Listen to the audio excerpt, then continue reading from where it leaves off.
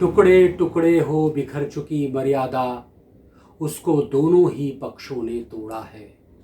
पांडव ने कुछ कम, कौरव ने कुछ ज्यादा। ये रक्तपात अब कब समाप्त होना है? ये अजब युद्ध है, दोनों ही पक्षों को खोना ही खोना है।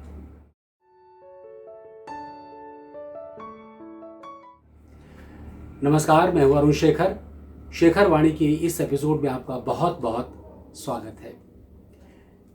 शेखर वाणी में मैं आपके लिए लेकर आता हूं किताबों के बारे में, फिल्मों के बारे में और बहुत सी कलाओं के बारे में और उससे जुड़े लोगों से चर्चा परिचर्चा, जिससे हम अपने आप को एनरिच कर सकें, अपने आप को कलाओं के बारे में, जीवन के बारे में और ज़्यादा समृद्ध बना सकें। यही इस चैनल का उद्देश्य है। आज मैं चर्चा कर रहा हूँ, जैसा कि मैंने आरंभ में ही कुछ पंक्तियाँ आपको सुनाई थी। ये पंक्तियाँ हैं बहुत ही प्रसिद्ध नाटक अंधायुग की। जी हाँ, ये ऐसा नाटक है जो मुझे बहुत प्रिय है और मुझे लगता है कि नाटक से जुड़े जितने भी लोग हैं उन्हें ये कृति बहुत पसंद है। धर्मवीर भारती कृत ये नाटक अगर पूछा जाए तो मैं कहूँगा कि पिछले 100 सालों में लिखे गए नाटकों में बहुत प्रमुख स्थान रखता है। धर्मवीर भारती जी ने बहुत सारी कृतियाँ रचित की हैं, जिसमें कि नाटकों में अंधायुग, उपन्यास में गुनाहों का देवता और कविताओं की बात करूं तो कनुप्रिया। ये तीनों कृतियां उत्कृष्ट हैं। वैसे उन्होंने निबंध संग्रह ठेले पर हिमालय भी लिखा है, परंतु अंधायुग अद्भुत है। तो इस अद्भुत कृति के बारे में मैं आपको बताऊं कि ये नाटक जो है महाभारत के 18वें दिन की संध्या से लेकर कृष्ण के प्रभास तीर्थ यानी कि उनके अवसान तक की कहानी है। ये नाटक क्यों लिखा गया? ये नाटक विश्व युद्ध के बाद, भारत पाकिस्तान के बंटवारे के बाद, इन दोनों विभीषिकाओं को महसूस करने के बाद शायद उनके अंदर कहीं गहरे वो दर्द उतरा और उसके बाद इसका जन्म होता है। पहले ही लाइनों में जैसे मैंने कहा कि नहीं किसी की भी जय, दोनों ही पक्षों को खोना ही खोना है। किसी भी युद्ध में अंततः कोई भी जीते, इंसानियत हार जाती है।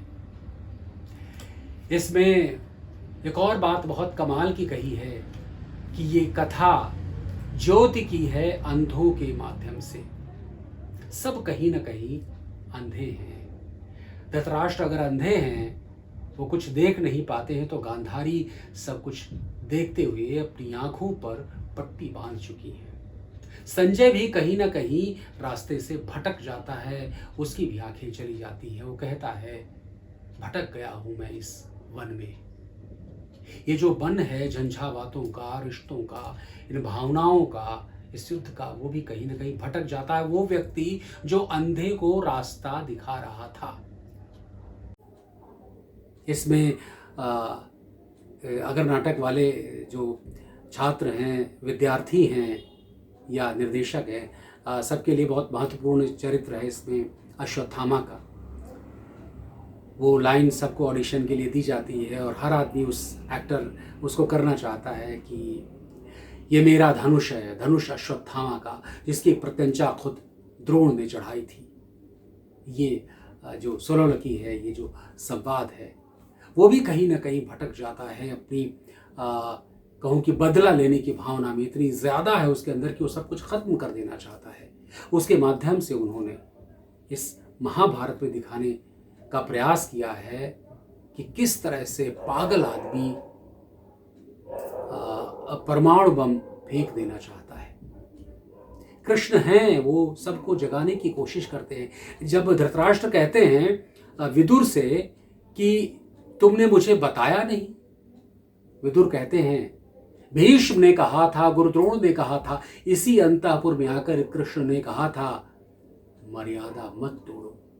तोड़ी हुई मर्यादा कुचले हुए अजगर सी गुंजलिका में लपेट कर कौरव वंश को सूखी लकड़ी सा तोड़ डालेगी। समझाया था कृष्ण ने, लेकिन धृतराष्ट्र कहते हैं मैं तो था जन्मांध, मैं कुछ महसूस ही नहीं कर सकता था। तो इस तरह से इस अंधायुग में युत्सु, संजय, अश्वत्थामा, धृतराष्ट्र, युधिष्ठिर, गांधारी और कृष्ण। गांधारी को जब पुत्र मोह से दुखी हो जाती हैं, कहीं ना कहीं वो कृष्ण को श्राप दे देती है, कृष्ण को। लेकिन वो उसको स्वीकार कर लेते हैं, कहते हैं कि माता, प्रभु हूं या परात्पर, पर पुत्र हूं तुम्हारा, तुम माता हो। मैंने अर्जुन से कहा, सारे तुम्हारे कर्मों का पाप पुण्य योगक्षेम मैं वहन करूंगा अपने कंधों पर। 18 दिनों के इस भीषण संग्राम में कोई नहीं, केवल मैं ही मरा हूं करोड़ों बार। कृष्ण सबके अंदर हैं, कृष्ण वही मरता है, वही मरता है बार बार। तो हमें कृष्ण को नहीं मरने देना है, इसी बात की ये कथा है। तो इस को सुनने के बाद मुझे लगता है निश्चित रूप से आपकी इच्छा जरूर हुई होगी कि मैं भी अंधायुग को पढ़ूं। ये अंधायुग हमेशा मेरे साथ रहा है और यह हमेशा मुझे बहुत ऊर्जा देता रहा है। किसी भी रंगमंच के विद्यार्थी को इस कृति को अगर उसने नहीं पढ़ा है तो जरूर पढ़ना चाहिए, एक बार नहीं, हजारों बार। और मैं आपको बताऊं, इसको करके न जाने कितने कलाकार आज कहां कहां पहुंचे।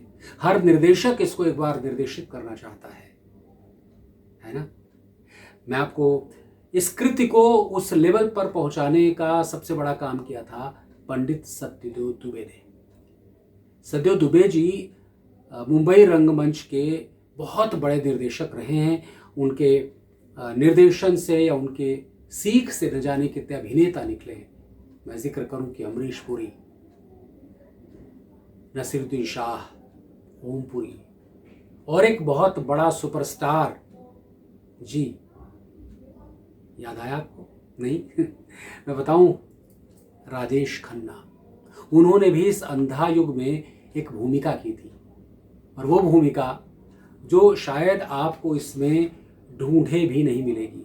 जी, एक गूंगा वृद्ध, जी वो आता है प्यासा पानी पीने के लिए, उसके संवाद नहीं है।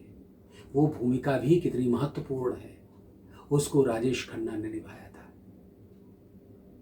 और जहां तक निर्देशकों की अगर बात करूं तो सत्यदेव दुबे जी के बाद अलकाजी, उर्मिल कौर थपलियाल, इसके साथ ही मोहन महर्षि,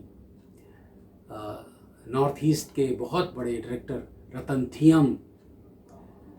तो इस तरह से देखा जाए तो रंगमंच के जितने भी बड़े दिग्गज निर्देशक हुए उन्होंने ज़रूर अंधायुग को निर्देशित किया है। अलकाजी ने एक नया प्रयोग किया था जो लाल किला है दिल्ली में, उसमें इसका सेट लगा करके वहाँ इसका मंचन किया था 62 में। और उसके बाद बहुत सालों के बाद 2011 में एक बार फिर से इसका मंचन वहीं पर किया गया था। तो ये है इसकी क्या कहूँगी, इसकी ताकत इस रचना की। इसकी गठन की अगर बात करूँ, इसकी जो संरचना है उसमें लोक कलाओं का भी एक तरह से कहा जाए तो मिश्रण है। जो गायन शैली का इसमें बहुत अच्छा इस्तेमाल किया गया है। इसके साथ ही मैं कहूँगा कि जो काव्य शैली है इसकी, उसका जो इस्तेमाल है वो मुक्त छंद हैं लेकिन काव्यात्मकता है। बहुत सारे लोगों को ये कमी भी लगेगी, लेकिन नहीं, यही उसकी शक्ति भी है। भाषा बहुत दुरूह नहीं है, बहुत ही प्रभावी है। तो इस तरह से हर निर्देशक इसे करना चाहता है। और मैंने इस नाटक में एक भूमिका निभाई थी उर्मिल कुमार थपलियाल जी के निर्देशन में, वो थी धृतराष्ट्र की। और महाभारत जो कि ऐसी कमाल की कृति है, इस पर बहुत सारे धारावाहिक बन चुके हैं, उसमें भी मैंने 2-3 भूमिकाएं निभाई। एक धारावाहिक में मैंने संजय, एक में विदुर और भूमिका निभाई थी मैंने। इस तरह से मैंने महाभारत में 2-3 भूमिकाएं निभाई हैं। और अंधायुग के तो क्या कहने। तो मुझे लगता है कि आपको भी जब भी मौका मिले इसे पहली फुर्सत में पढ़ना चाहिए और पढ़ेंगे तो निश्चित रूप से चाहेंगे कि उसमें मैं भी अभिनय करूं, निर्देशित करूं, कहीं ना कहीं इसके साथ जुड़ जाऊं। इसको इतनी तरह के इसके प्रयोग किए गए हैं, अलग अलग भाषाओं में इसका मंचन किया गया है। इसके साथ ही इसे लोक कलाओं के साथ इसका मंचन हुआ। इसमें प्रयोग किए गए, जिस तरह के मैं कहूँ कि बेयर स्टेज पर बिना किसी प्रॉप के भी, बिना किसी सेट के भी इसका मंचन हुआ। बहुत सारे भव्य सेट के साथ भी इसका मंचन हुआ। प्रतीकात्मक रूप में इसका मंचन हुआ। बहुत रियलिस्टिक वे में भी इसका मंचन हुआ। तो इसके साथ बहुत सारे प्रयोग करने की संभावनाएं हैं। तो मुझे लगता है कि आज इस कृति के बारे में हमारी काफ़ी चर्चा हुई। और कुछ आपको लगे कि और किस कृति के बारे में मुझे बात करनी चाहिए, किस किताब के बारे में आप सुनना चाहते हैं, बात करना चाहते हैं, तो हम ज़रूर उसके ऊपर बात करेंगे। इस तरह की और भी जो मुझे प्रिय हैं, जो आपको प्रिय हैं, जो आप सुनना चाहते हैं, जिसके बारे में, वो किताबें मैं फिर लेकर आऊँगा। फ़िलहाल के लिए आज विदा। लेकिन चलते चलते, ये अगर आपको अच्छा लगा है तो इसको सब्सक्राइब कीजिए, लाइक कीजिए और दूसरों को भी बताइए, यानी कि शेयर कीजिए। धन्यवाद।